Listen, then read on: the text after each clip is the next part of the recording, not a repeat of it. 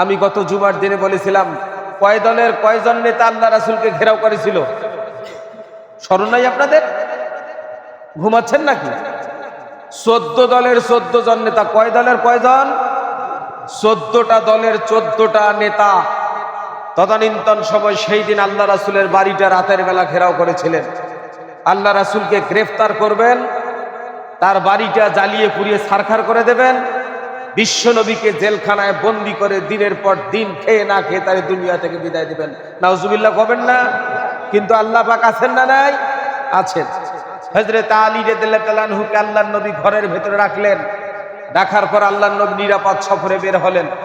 জিবরিল এসে বললেন, ওগো আল্লাহর নবী, আপনি বিছানা থেকে উঠুন, এক মুষ্টি মাটি নিন, মাটি নেওয়ার দায়িত্ব, ফেলে দেওয়ার দায়িত্ব আপনার, আর বাকি কার্যক্রম পরিচালনা করার দায়িত্ব আল্লাহ রাব্বুল আলামিন নিজেই গ্রহণ করেছেন।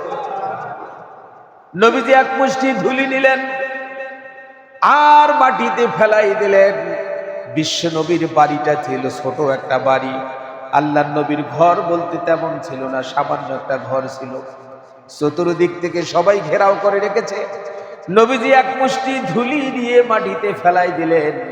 আল্লাহ রাব্বুল আলামিন টিয়ার সেলের মতো দায়িত্ব কাফেরদের চোখে চোখে লাগায়া দিলেন।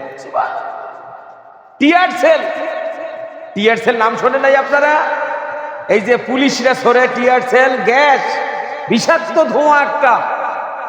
শহরে যখন মারামারি লাগে কোনো এলাকায় কোথাও, বাংলাদেশ প্রশাসন পুলিশ যখন এই টিয়ার সেল ছড়ে, এই গ্যাস চোখে মুখে লাগলে পরে সহ্য করা যায় না। কেদানে গ্যাস সহ্য করা যায় না। আল্লাহ পাক সিদ্ধান্ত নিয়েছেন কাফেরদের চোখে সেই কেদানে গ্যাস আল্লাহ পাক ঢুকাই দেবেন। আর চোখ যদি কারো অচল হয়ে যায়, সে কি দেখতে পারে? কথা বলেন, দেখতে পারে? পারে। নবীজি ওদের মাঝ থেকে বের হয়ে গেলেন। হযরত আবু বকর কত ভালোবাসতেন দেখেন আল্লাহ রাসূলকে। আল্লাহ রাসূল তার হিজরতের কিছুদিন আগে আল্লাহ রাসূল হযরত আবু বকরকে বলেছিলেন, আবু বকর, আমি হয়তো হিজরত করতে পারি, তোমার সাথী হিসেবে আমি নিয়ে যাব। সুবহানাল্লাহ করেন। হযরত আবু বকর কথাটা ডান কানে বেঁধে রেখেছেন। হযরত আবু বকর সেই দিন থেকে ঘুমান না বিছানায়। আল্লাহ রাসূল হিজরতের রাতে হযরত আবু বকরের বাড়ি থেকে দরজায় একবার শুধু নক করেছেন আর বলেছেন, আবু বকর, গভীর রাত, সবাই ঘুমায় গেছে, দুনিয়ার কেউ নাই জেগে। একটা ডাক দেওয়ার সাথে সাথে হযরত আবু বকর দরজা খুলে দিয়েছে। যাচ্ছিলেন, অনেক গল্প, দুই বন্ধু একসাথে যাচ্ছেন। আল্লাহর নবী হযরত আবু বকরকে বললেন, আবু বকর, তুমি কি আজ রাতে ঘুমাও নাই? একটা ডাক দেওয়ার সাথে সাথে তুমি উঠলে।